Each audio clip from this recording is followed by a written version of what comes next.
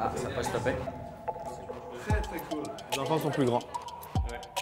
On ne veut pas qu'ils se reconnaissent, mais... Lui, il va le savoir dans les Lui, il va le je pense qu'il va le savoir, savoir, oui, c'est sûr. Record, audio, caméra 2, It's over there. ça record.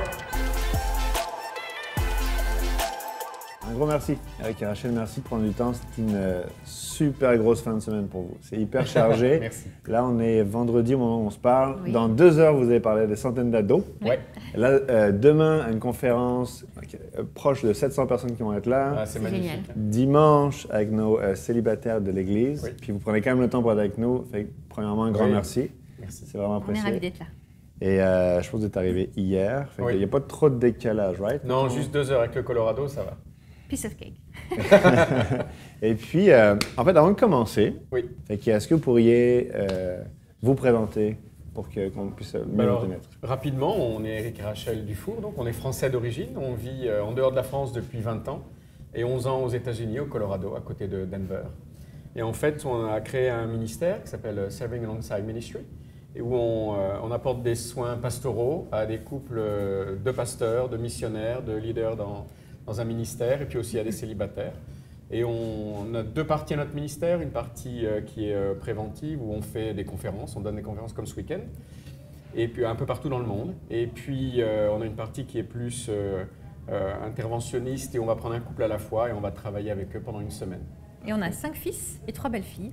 Oh, très Donc une maison pleine. Nos Ouais. enfants entre 21 ans, presque 21 ans pour le plus jeune, 27 ans pour le plus âgé.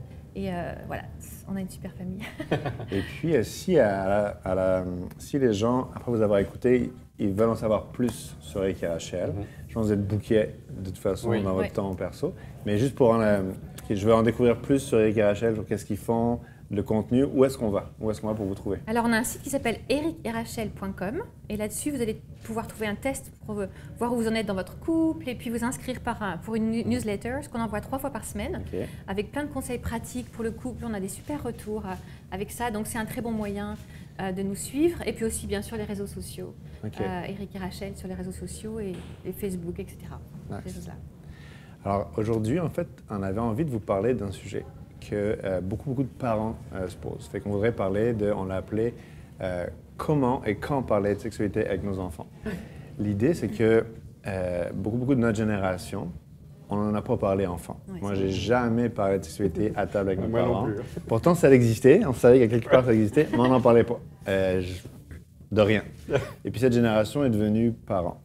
Et moi, je pense que ça a changé. J'ai lu dans ton livre qu'à un moment donné, c'est marqué, nous, on en parlait à table. Vous, toi et ton mari, vous en parliez à table. Et même les amis de vos enfants disaient, on peut-tu venir chez vous? Oui. C'est vrai. Si tu exagérais ou c'est vrai? Non, c'est Non, vrai. non, c'est vrai, c'est vrai. C'est vrai, on a toujours parlé de sexualité avec nos enfants parce que justement on voulait qu'ils soient bien équipés dans la vie par rapport à ce sujet-là, c'est tellement important.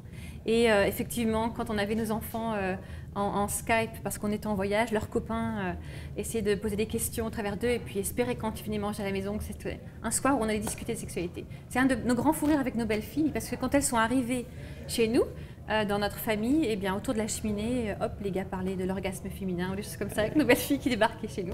Maintenant, elles font toutes des blagues aussi à ce sujet-là. Et Donc, comment oui. est-ce que, parce que justement, ok, vous êtes ouvert, Oui. ok? Puis là, on aimerait que vous nous partagiez un peu votre expérience, etc.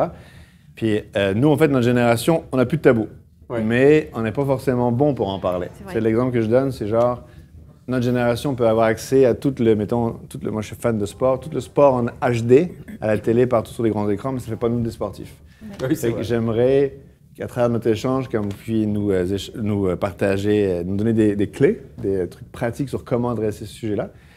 Mais avant de rentrer là-dedans, j'aimerais ça, tu sais, parce que j'imagine que tout n'a pas été parfait chez Eric et Rachel, chez Dufour. Des fois, ça se peut que le sujet de sexualité, ça n'a pas bien marché. C'est ça. Est-ce que vous avez un truc à nous partager, une anecdote? Oui, on a un de nos fils, on en a 5, donc on ne vous dira pas lequel parce qu'on ne veut pas qu'ils se reconnaissent, mais Lui va le savoir dans l'écouteur? Lui, il va Oui, le je pense qu'il va savoir, le oui, savoir, c'est sûr. C'est sûr. s'il écoute, oui. Mais c'est vrai qu'un jour, ça devait être le matin, au petit déjeuner, il nous a, juste entre nous 3, il nous a dit que le soir, il était venu parce qu'il avait un problème, il voulait nous en parler, etc. Et donc, quand il est monté à l'étage et qu'il s'est approché de la chambre, il a compris que c'était pas le moment C'est pas mon timing.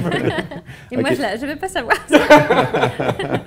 Et tout n'a pas toujours été parfait. Non, mais bon, il avait la liberté de le dire parce qu'il savait que c'était pas un problème, mais il savait que son papa et sa maman étaient actifs, on va dire, Bon, et qu'ils c'est s'aimaient activement. Ce qui est très bien. Un enfant a besoin de savoir que ses parents s'aiment. C'est parfait. Exactement, c'est une bonne chose. Voilà. Ça nous fait rigoler et on n'a pas forcément envie qu'ils nous racontent tous les détails de ce qu'ils ont Non. entendu, mais c'est une bonne chose que les enfants sachent que les parents s'aiment et qu'ils sont actifs sexuellement. Ouais. Ça Qu'ils fait partie de leur s'aiment vie, ouais. Ça fait partie de l'impact positif sur la sexualité des enfants.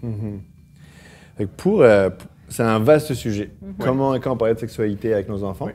Fait que ce que j'ai fait, en fait, j'ai écrit à plusieurs des parents de l'Église, qui ont des jeunes enfants, des pré-ados, des ados. Puis je leur ai dit, voilà, on va rencontrer Eric et Rachel, fait que fidez-moi, donnez-nous des idées, envoyez-nous des idées. Ouais.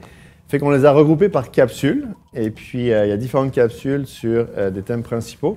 Et puis, si ça va avec vous, on va y aller une à la fois. Ouais, super. C'est good? Suis. Bien. Suis.